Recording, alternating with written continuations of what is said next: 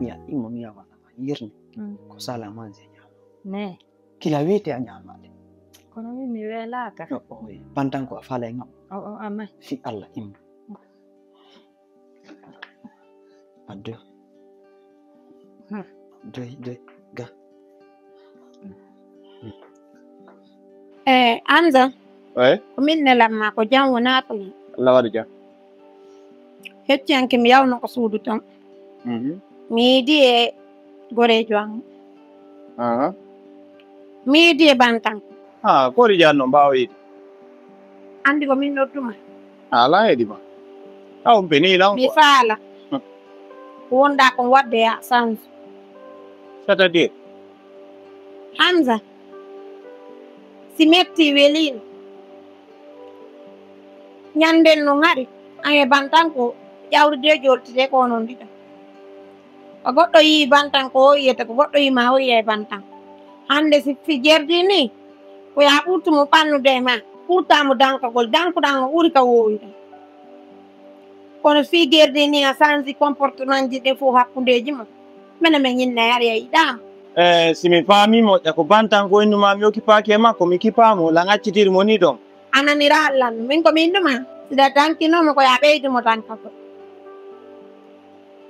kan hande ko wonden ɗo hay sukkitiɗa e suudu waɗɗa julde si weeti ɓe mbiyara ne woodi annduɓe e waalo julde lala eyo waɗa fi Allah dankoɗamo no wowi no gasa ɗum ko piiji ko woni feƴƴude ni nani o innima mi dankaki mo quoi mi wattana e kananira allan ɗum de alors que min la waɗandemo komi wawi kon quoi malgré min jongbiniral taw mais kabi humidi komi woni mo dankagol a faami sayno kanko innima mi alamo dankade ok je comprends mi ɓeyde dankagol mo kadi quoi min de ko ɗum innuma lala ya ɓeydi lala mi nani sa yeelan yettamo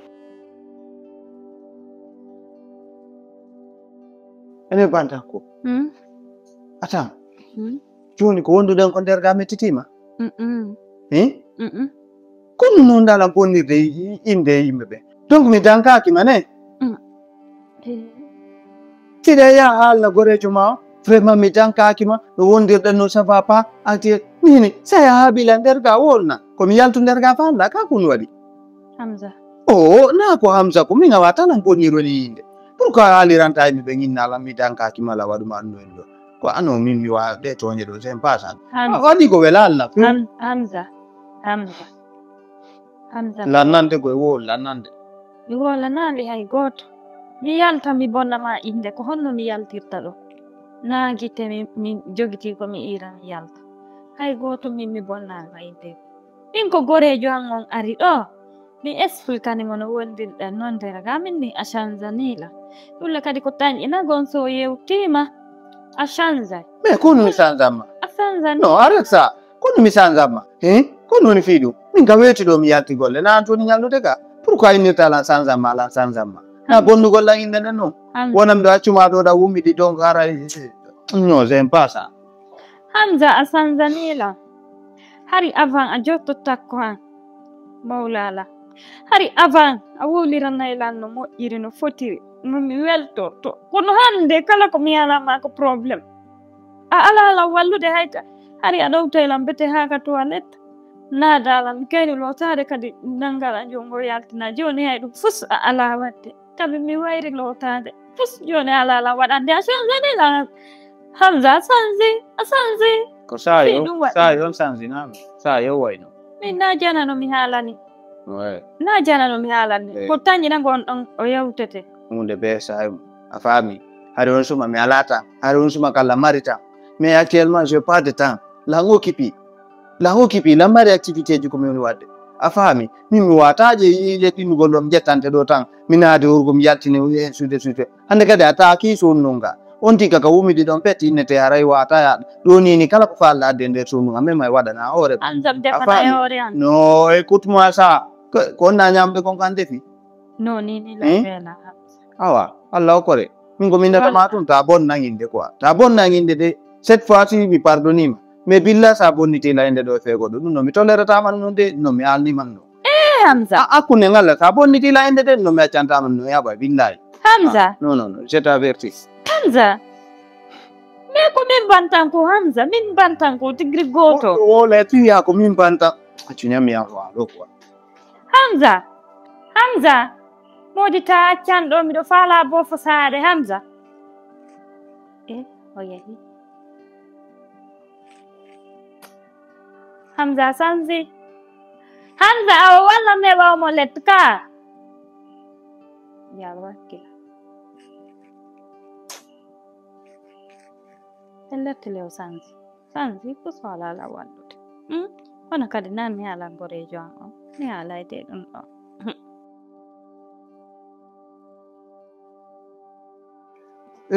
Monna mo.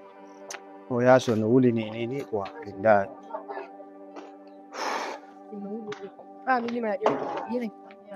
Oi. Bro. Tonga nga seda le skoro ya galajo. Kuna dumaga. C'est pas grave. Yo mtaite kasamba. Kono wani. Na ko goreja. Kanda. Goreja ngwa. Kono vraiment. Awa skoro ya ga. Kono dumaga anga seta skoro ya ga. Bari. C'est pas possible. Kono adumaga. Hamza. Kono milandi makwa. Hamza. Kulu henya langau jinange nuli. C'est ma copine. Oui, j'ai dit c'est ma copine. Hamza, hakuna mai Allah. Sengo wonki yanki ni kwa gido berde ande. Est-ce que da mijiti mo ko halandala? Est-ce que anda mijiti mo ko onda arde do ko kono mi halama. Min nako boni adila. Ko mbono arde do ko boni. Ko awondu do e copine. Yelto kan natte kadi e makko kadi ko suudu kadi ko fiancé ma kadi jardi dum. E ba mijitaki. E ba her sali horema. Non, mi da mema. Olang. Da mema da fiancé. Mi da fiancé anga. Est-ce que ko fiancé anga sabola dan kundu wadi. Hein? Est-ce que ko amu mi andi on woni yeso an. Ya imeno dana fi giagal. Est-ce que na fi giagal? Mais ko wadda ko c'est trop quand même. Ko be anyama ta nyami to da kadi. E ba her sali horema. T'es jaloux de moi. Matunga hivi yango sanzi. Aila nganda. Hein? Ida honi jaloux. Ida jalousie. Aminon kanyo pepai. Afami. Ronka hivi ya. Hamza. Mimi sidamoni ya rushoda. Seke mi holaki ko hore hakkille ma ɗum dar mo. Okay. Mi holaki ko amu mi anduno on. Mi holaki ko an ilande ma fay ko yagal ha mo mi anduno han jandude ko enen yangoti ha o saydo hebuda feere accuɗala sak Allah mo ngasa ko ɗan Chaque chose à son temps. mais autant mo nda watte ɗo ko tan jiiɓo tan mo jortuɗa ñande ko ngata hondu tan tawata ni ara woni trota Nange ange yalti. Fi nange mange no dani. Tawun monea. Ta jalousant. Petit jaloux deppo, ta jaloux gorko. No, Sabona mi daro ami gana wote. s'il te plaît. Voilà. Mon dere clampala o police on itatamado. Est-ce que dan kwa yon boni yote? Hein? Hamza fete. Oui, fi mi do reti da tampi tawun monea quoi. Voilà, la vie c'est la vie. Donc c'est ma vie. Ko Allah waɗiri lande an kadi ko hari ko ni wayirnoɗa mais ko ari wo feƴƴay ɗum ko wonɗa jiɓude ɗo a yara simi ma yaade ko min haalanma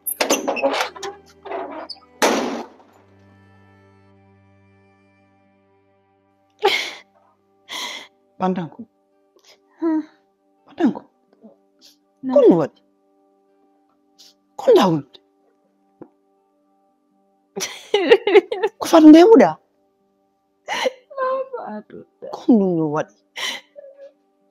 Qu'on wadi. Qu'est-ce qu'on va pas halna s'il te plaît fi Allah Allah ni la hefetinde fi Allah halna qu'on wadi barki habantan barki na mi da non kudo accino wulu ko fi Allah wala na Hamza buttina nalan ka der sodo.